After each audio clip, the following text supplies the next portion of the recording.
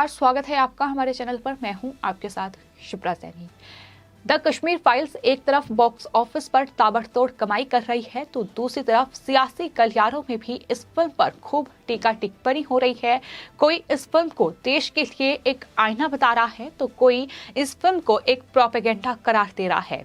देश के प्रधानमंत्री नरेंद्र मोदी से लेकर केंद्रीय गृह मंत्री अमित शाह और तमाम बीजेपी शासित राज्यों के मुख्यमंत्री लगातार फिल्म की तारीफ कर रहे हैं और यहां तक कि बीजेपी शासित राज्यों में इस फिल्म को टैक्स फ्री भी कर दिया गया है।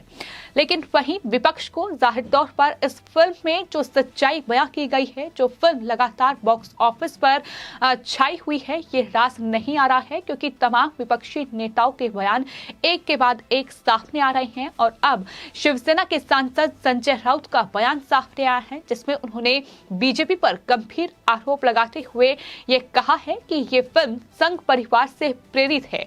इतना ही नहीं, उन्होंने ये भी कहा कि चुनाव जीतने के लिए इस फिल्म को रिलीज किया गया है। गुजरात में चुनाव हैं और इसको लेकर पार्टी इस तरीके से फिल्म का प्रचार कर रही है, तो इस तरीके के आरोप भी लगाए जा रहे हैं। लेकिन वहीं दूसरी ओर कांग्रेस के वरिष्ठ नेता गुलाम नबी आजाद ने भी द कश्मीर फाइल्स पर अपनी पहली प्रतिक्रिया दी है। उनका बयान सामने आया है जिसमें उन्होंने कहा है कि जम्मू कश्मीर में जो कुछ भी हुआ है उसके लिए पाकिस्तान और पाकिस्तान प्रस्थ आतंकवादी इसके जिम्मेदार हैं। आज द कश्मीर फाइल्स हम सबके सामने हैं और हम देख चुके हैं कि किस तरीके से जो कश्मीरी हिंदू थे वहां 1990 में किस तरीके से उनका नरसंहार हुआ, किस तरीके से वहां कट्टरपंथियों और पाकिस्तान प्रस्थ आतंकवादियों ने उनके साथ किस तरीके का व्यवहार किया, किस तरीके से उन्हें अपने घर छोड़ने पर मजबूर होना पड़ा।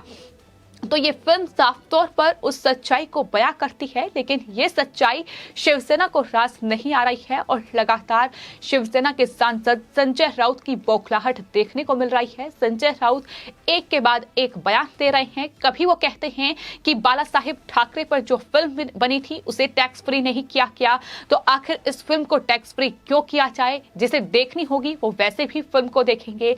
यानी तमाम आरोप वो बीजेपी पर भी लगा चुके हैं। और एक बार फिर संजय राउत ने जो सामना के जरिए लेख लिखा है उसमें ये कहा है कि कश्मीर फाइल्स एक संघ परिवार से प्रेरित फिल्म है जिसे अगला चुनाव जीतने के लिए रिलीज किया गया है।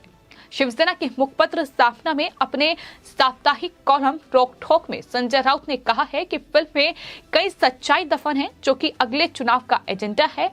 पद्मश्री और पद्म भूषण पुरस्कार ये उनकी तरफ से लिखा गया है। तो शिवसेना के सांसद संजय राउत लगातार न सिर्फ फिल्म की अपार सफलता से बौखलाए हुए हैं बल्कि उन्हें डर इस बात का भी है कि दरअसल बीजेपी को कहीं न कहीं इस फिल्म के जरिए एक बड़ा कह सकते हैं कि लोगों का समर्थन मिल रहा है, क्योंकि लोग साफ तौर पर ये कह रहे हैं कि अब तक किसी ने इतनी हिम्मत नहीं की कि इस विषय पर फिल्म बनाई जाए, और अगर फिल्म बन भी जाती तो क्या फिल्म इस तरीके से रिलीज हो पाती, क्या इस तरीके से लोग थिएटर में जाकर इस फिल्म को देख पाते? क्योंकि आज का माहौल जिस तरीके का है, जाहिर तौर पर लोग उसकी तारीफ कर रहे हैं कि देश में प्रधानमंत्री नरेंद्र मोदी है और शायद यही वजह है कि ये फिल्म रिलीज हो पा रही है। हम कश्मीरी हिंदुओं की सच्चाई को देख पा रहे हैं कि आखिर किस तरीके का अन्याय उनके साथ हुआ था, आखिर क्यों उन्हें इंसाफ नहीं मिल पाया।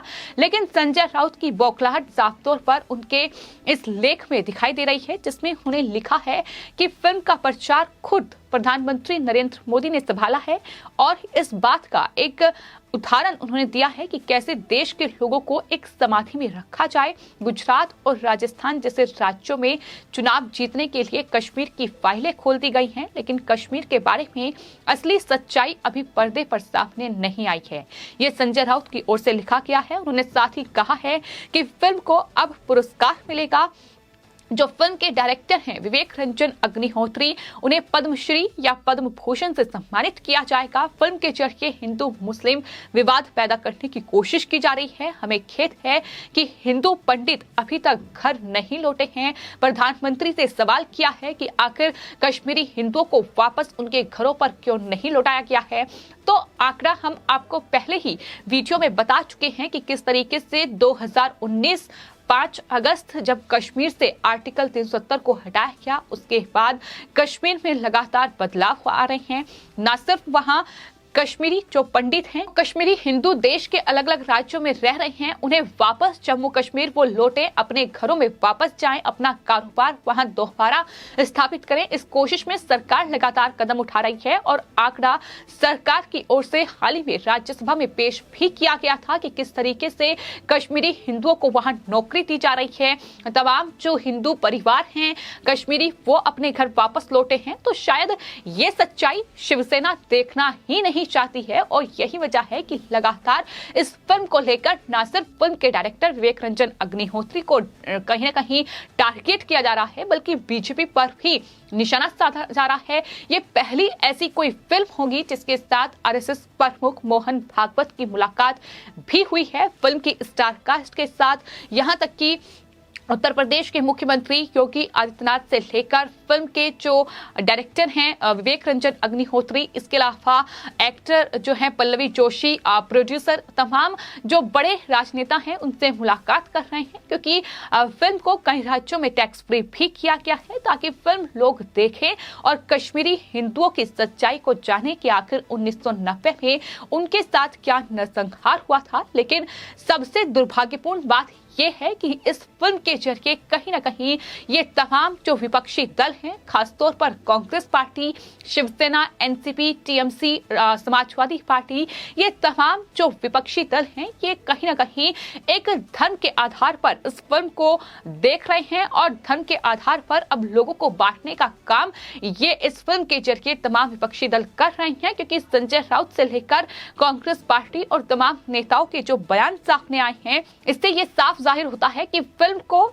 इसलिए नहीं देखा जा रहा है कि कश्मीरी हिंदुओं के साथ आखिर कश्मीर में क्या हुआ, बल्कि फिल्म को धर्म के चश्मे से देखा जा रहा है। और यही कहीं ना कहीं सबसे बड़ा दुर्भाग्य है देश का कि किस तरीके से लोगों को एक फिल्म पर भी बांटने की कोशिश की जा रही है। लेकिन वहीं जो कांग्रेस के वरिष्ठ नेता हैं गुलाम नबी आजाद, जो कि जम्मू कश्मीर से आते हैं, उन्होंने साफ तौर पर द कश्मीर फाइल्स का जिक्र करते हुए ये कहा है कि जम्मू कश्मीर में जो कुछ भी हुआ, जिस तरीके से वहां कश्मीरी हिंदुओं का नरसंहार हुआ, और सिर्फ कश्मीरी हिंदू ही नहीं बल्कि सिख, मुस्लिम परिवार भी ऐसे थे जो 1990 में वहां से पलायन करने पर मजबूर हुए थे, जिनका नरसंहार हुआ था। और उन सब के लिए जिम्मेदार हैं पाकिस्तान परस्त आतंकवादी। और पाकिस्तान, ये साफ तौर पर गुलाम नबी आजाद की ओर से कहा गया है।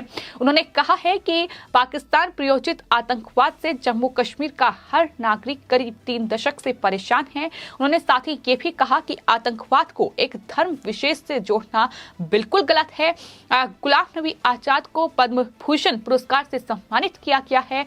तो हाल ही में कांग्रेस के वरिष्ठ नेता गुलाम नबी आजाद को पद्म भूषण पुरस्कार से सम्मानित किया गया था और इसी कड़ी में उनका एक कार्यक्रम वहां था जिसमें गुलाम नबी आजाद पहुंचे थे और उन्होंने वहां पहुंचकर ये साफ तौर पर कहा कि पाकिस्तान प्रायोजित आतंकवाद मौत और विनाश लेकर आया है और ये सभी बुरी चीजों के लिए जिम्मेदार है। उन्होंने साथ ही ये भी कहा कि आतंकी हमलों में कई लोगों की जान चली गई, हजारों महिलाएं विधवा हो गई और लाखों बच्चे अनाथ हो गए। उन्होंने मुस्लिम, हिंदू, पंडित सभी को निशाना बनाया। आतंकियों ने धार्मिक स्थलों को भी नहीं बख्शा। इस बात का जिक्र उनकी तरफ से कहा गया है।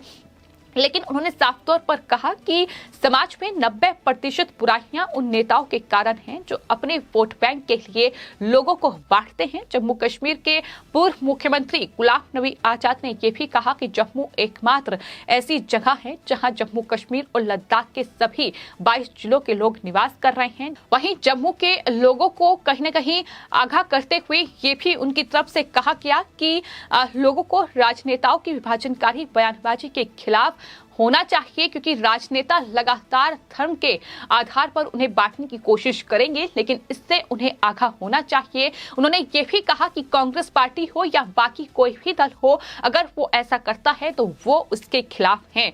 तो गुलाम नबी आजाद की ओर से एक अलग ही प्रतिक्रिया सामने आई। उन्होंने साफ तौर पर यह कहा कि हाँ, कश्मीर में कश्मीरी हिंदुओं पर नरसंहार हुआ था और पाकिस्तान परस्त आतंकवादियों ने ये इस तरीके का अंजाम दिया था, नरसंहार किया था। लेकिन वहीं कांग्रेस पार्टी जिस तरीके से इस पूरे मामले पर राजनीति कर रही है, बीजेपी को इसके लिए जिम्मेदार ठहरा रही है। वो कह रही है कि फारूक अब्दुल्ला की सरकार नहीं थी तब केंद्र में बीजेपी जो है वो सत्ता में शामिल थी, इस तरीके के आरोप लगाए जा रहे हैं। तो कुल मिलाकर द कश्मीर फाइल्स जो 1990 में कश्मीरी हिंदुओं के साथ जो नरसंहार हुआ, जो सच्चाई को बयां कर रही है, कहीं ना कहीं उस सच्चाई से मुंह मोड़कर ये तमाम विपक्षी दल, कांग्रेस पार्टी से लेकर शिवसेना, जो कि खुद को बहुत बड़ी हिंदूवादी पार्टी कहती है, लेकिन आज कहीं ना कहीं शिवसेना के लिए भी जिस तरीके से बयानबाजी सामने आ रही है,